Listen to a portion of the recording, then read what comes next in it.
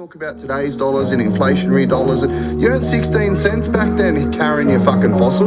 Money isn't the root of all evil, the fucking lack of it is. Not money, the lack of understanding money. When I put that into emphasis, when I realised that psychological effect and how it hit our family, I FTB all the fucking way. You are now watching the Money Mentor podcast With Graham Home. Graham Home.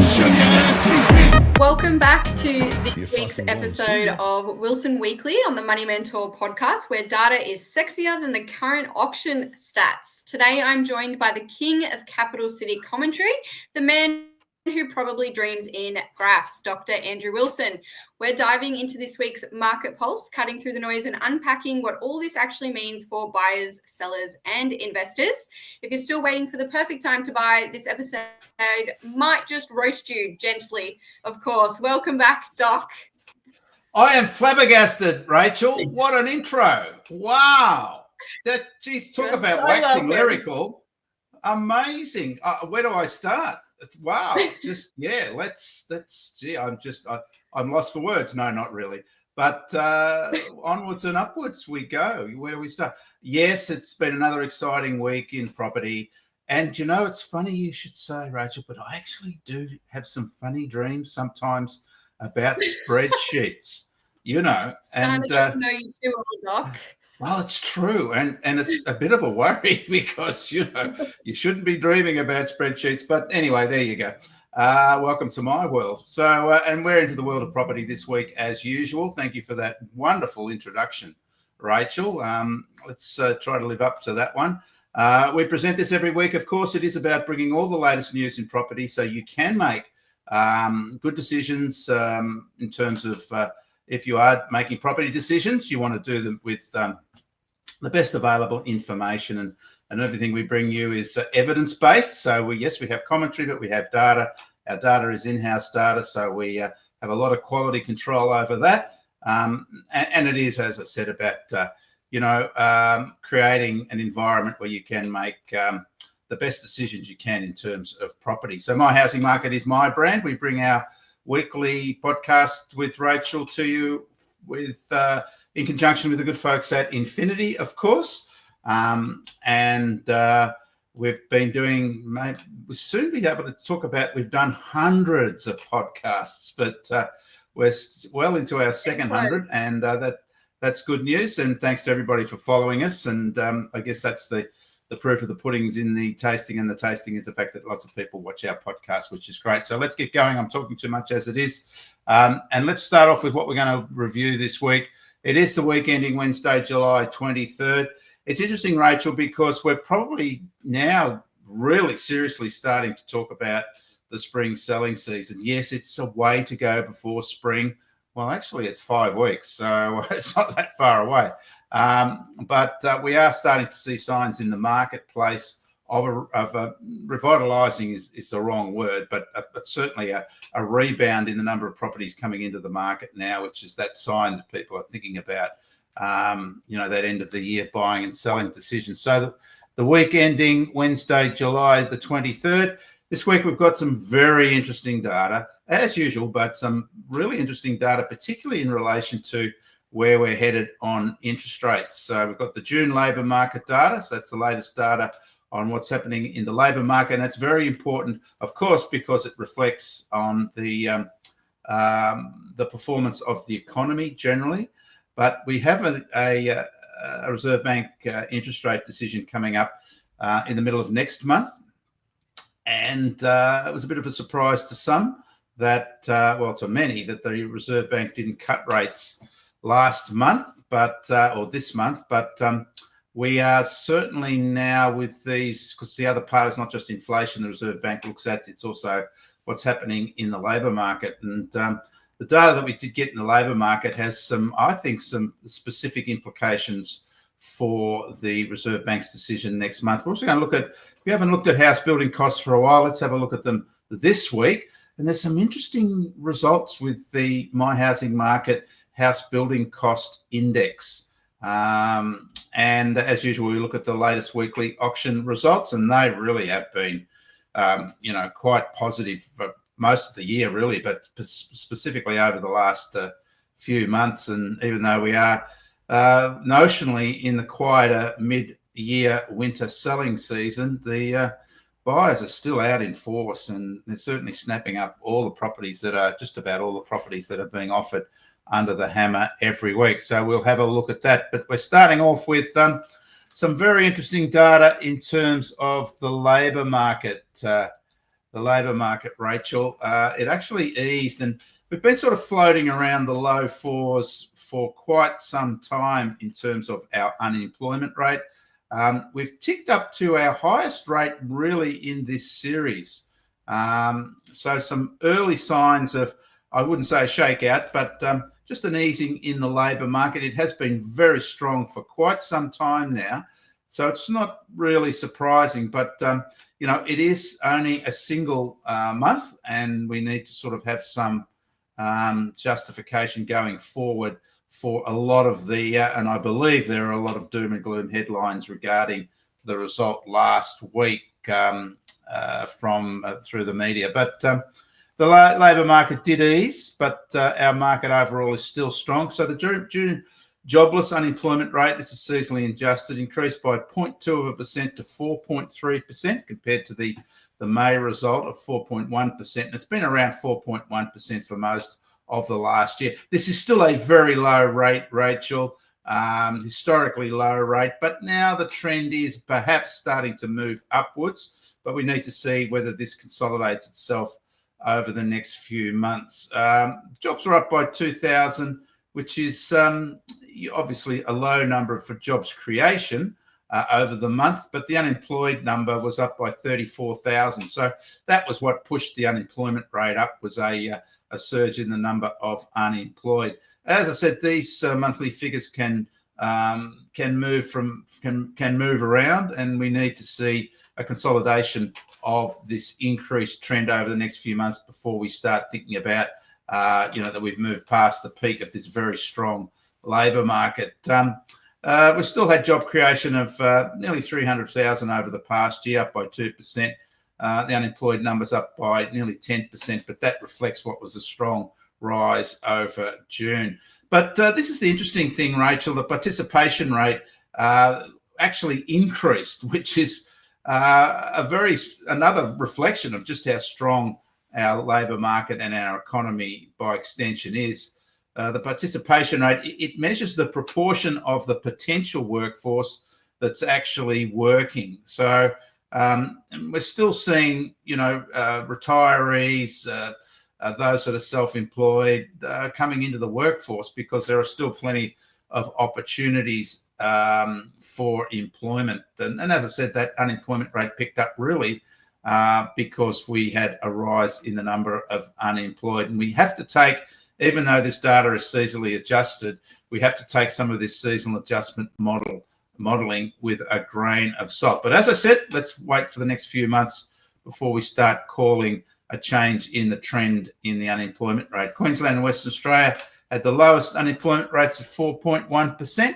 And of course, the whole point is that lower interest rates will support what is still a strong labour market in terms of the numbers. And we can justify that by seeing, you can see we've just had that tick up after a year of 4.1s, more or less. We're up to 4.3. And that is the highest level we've seen through this period of the lower interest rate period, which started in 2022. But when we go back to some previous periods of strong economic activity in Australia, Rachael, we can see we're not too far ahead of that. 4% during that very strong mining boom back in the late noughties.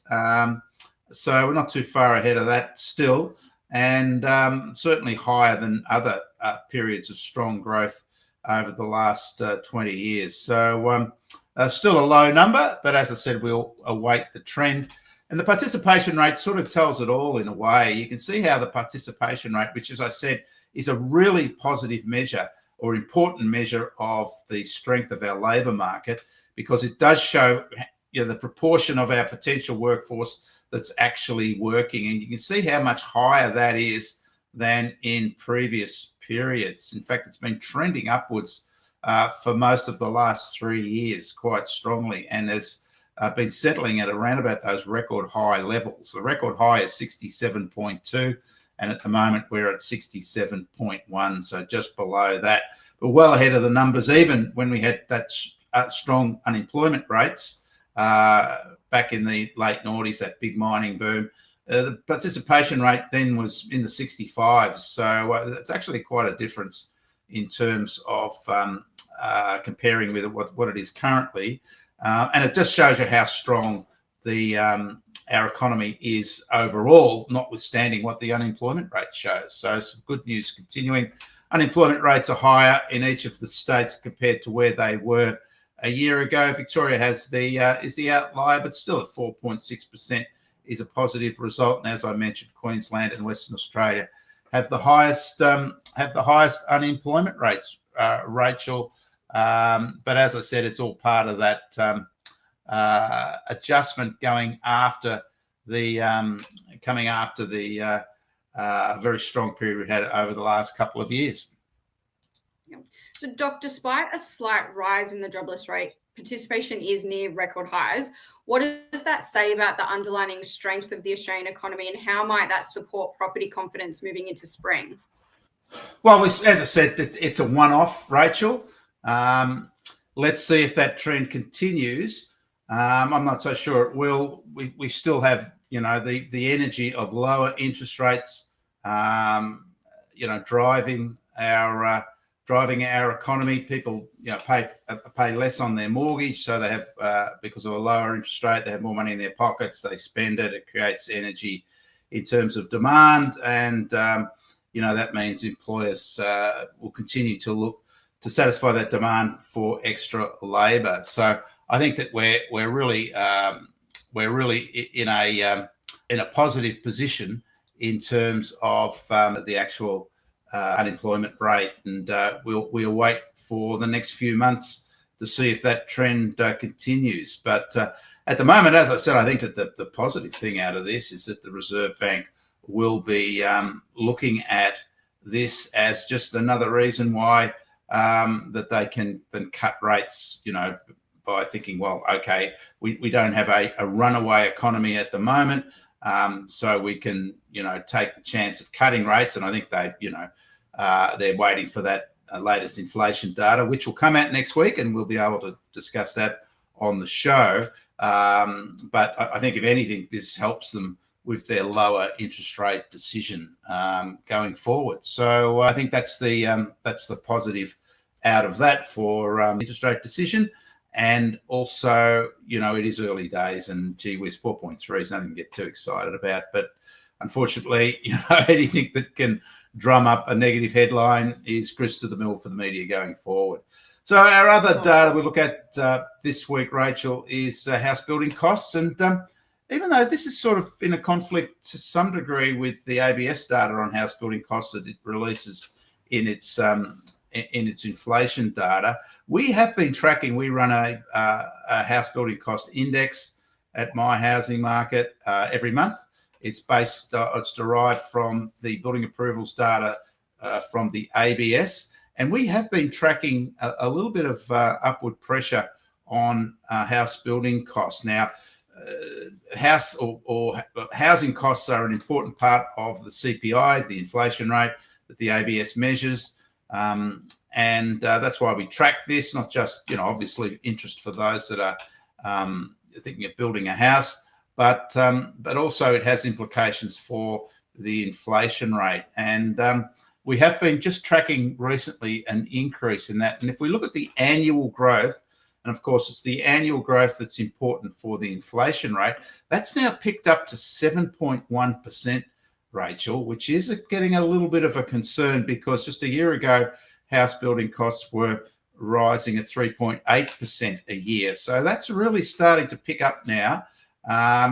And, it's not getting any easier to build a house. And this is the problem with supply, is that even if we sort of get building approvals for houses, then the builder's got to think, hey, can I afford to actually put this property out, we'll get this property out of the ground because of high costs.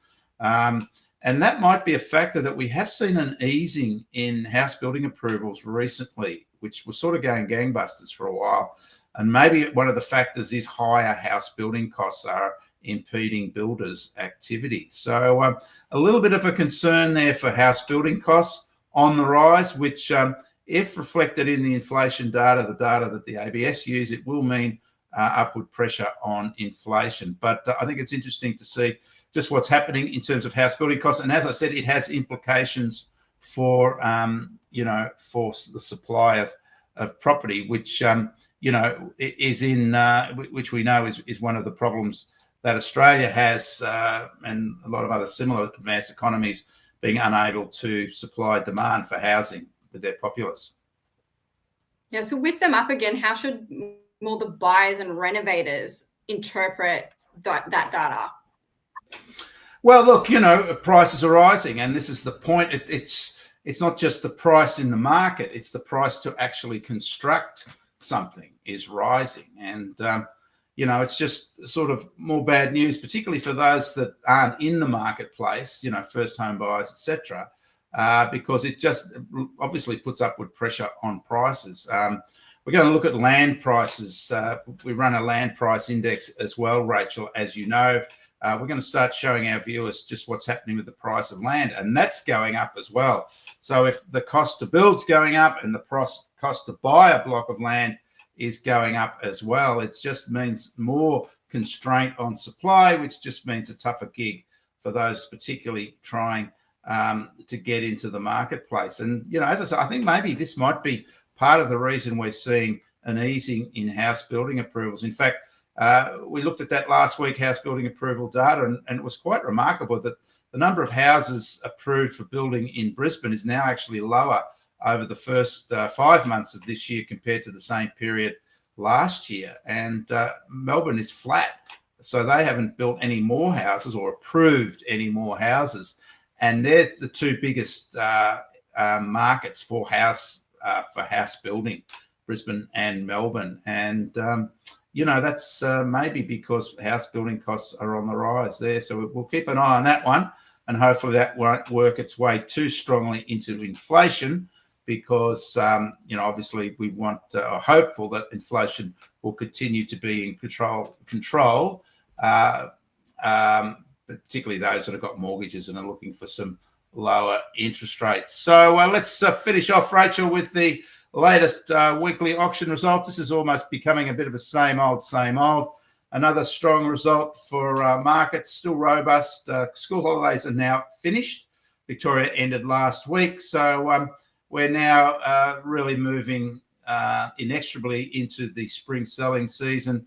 And the results are still favouring sellers with plus 70% results, clearance rates in most markets. And that's clearly a result that favours sellers. And we're now starting to see higher listings coming through, not just auction listings, but general listings as My Housing Market tracks on a daily basis. We're seeing those higher listing numbers are now starting to rise again as we've moving through that midwinter distracted period. So buyers are going to have more offerings, so they'll be happy, and there'll be more competition amongst sellers for those buyers going forward. So let's have a look at last week's results. Sydney auction numbers down a little bit over the week, but another very strong result for Sydney. Not that 80% we had the week before, which was quite extraordinary, but 75.7% for Sydney, ahead of where it was a year ago. Melbourne has again recorded the highest clearance rate of all the capital city auction markets last week. It's done that a number of times, Rachael, over the past few months. So Melbourne's certainly back in town. Higher auction numbers in Melbourne, starting to signal that the coming spring market. And you can see just, when we talk about a reviving Melbourne market, just how well ahead it is from where it was a year ago. Look at that, 15% plus clearance rate higher than a year ago, the Melbourne clearance rate. Brisbane was also higher. We know that Brisbane tracks around about 50%, has a different auction culture. So similar to where it was a year ago. Adelaide's back in town. Adelaide had a period of certainly subdued activity for the Adelaide market, which last year was the strongest auction market in the country, but it's now starting to record those what we would call typical Adelaide auction clearance rates in the mid-70s. And Canberra also, we can really start to be a little bit more confident about a revival in that Canberra market. Another strong result. We were used to seeing mid-50s in Canberra for quite some time.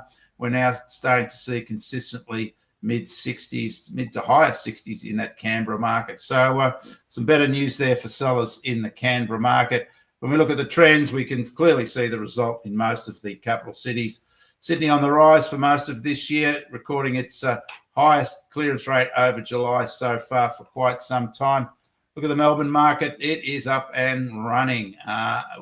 Only that April market, which was impacted by all those holidays, has been, anywhere near what we were used to seeing in Melbourne. But look at that, 75.4% clearance rate so far over July in Melbourne. That is the highest clearance rate that Melbourne has recorded, monthly clearance rate, for the best part of 3 years, Rachael. So some strong results there for Melbourne. Brisbane, same old, but the Brisbane market's also picked up. It's not surprising that markets have picked up over the last few months, as we say constantly, lower interest rates will do that. It's certainly brought more buyers out, affordability has improved, and confidence is rising. Same old story in Adelaide, on the rise.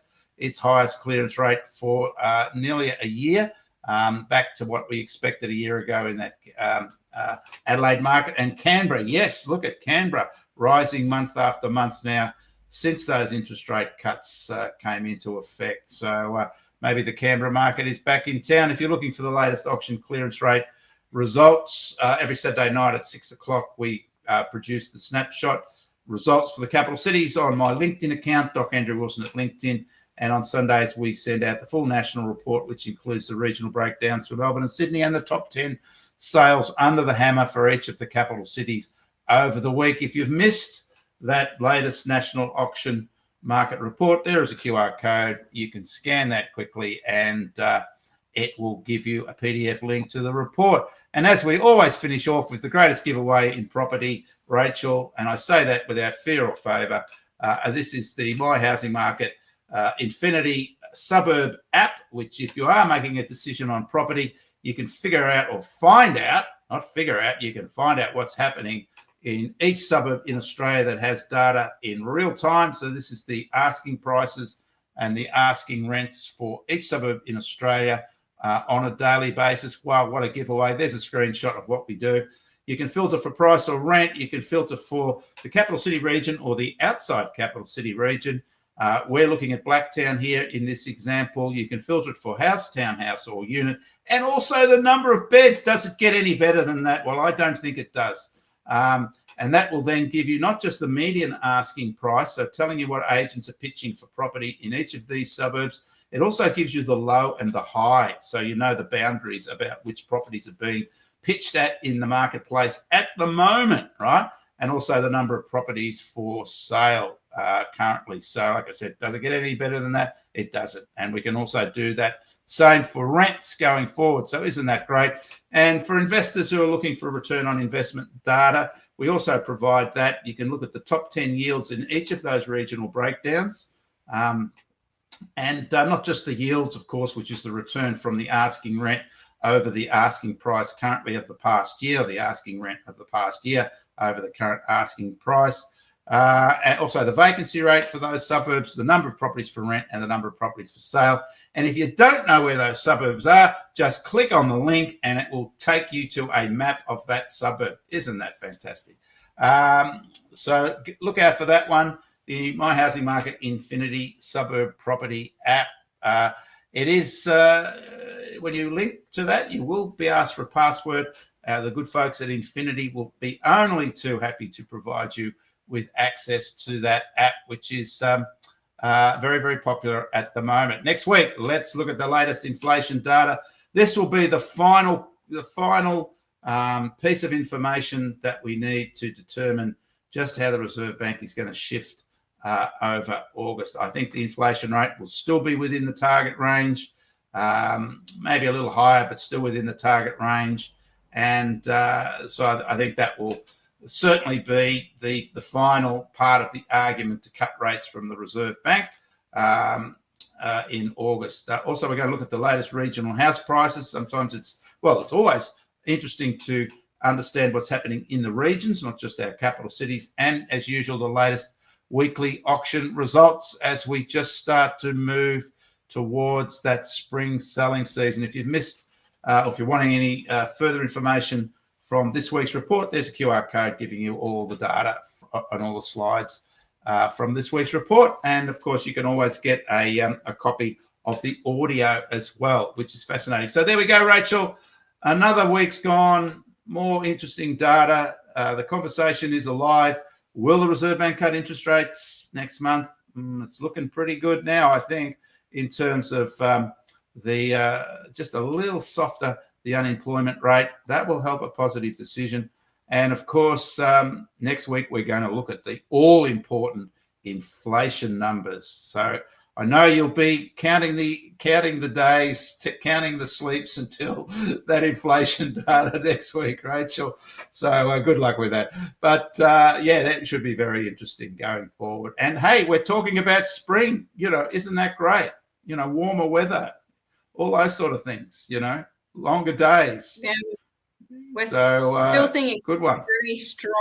very strong auction results there, even though we are still in, we're not quite at spring yet. But question for you, for buyers sitting on the sidelines at the moment, what's one myth you'd bust about the current market that might give them some confidence to take some action? Well, it's all working, isn't it, Rachael? We're seeing higher prices, we're seeing stronger clearance rates, we're seeing revival markets. And this is the point. Lower interest rates have come just at the right time, particularly for markets that were running out of puff. And that was the boom markets of Perth and Adelaide. They were running out of puff for sure. Affordability barriers. But we've also seen the impact on markets that have been chronically underperforming. And that's the Melbourne market and the Canberra market. We're seeing not just higher prices, but we're seeing stronger auction clearance rates. And we know that those auction clearance rates are certainly a very strong forward indicator of what happens generally in housing markets. And as well as so the market's telling us, hey, we're out there buying, and no surprise, lower interest rates with that. And we've likely got another cut coming up. I'm not pushing higher interest rates in terms of my commentary.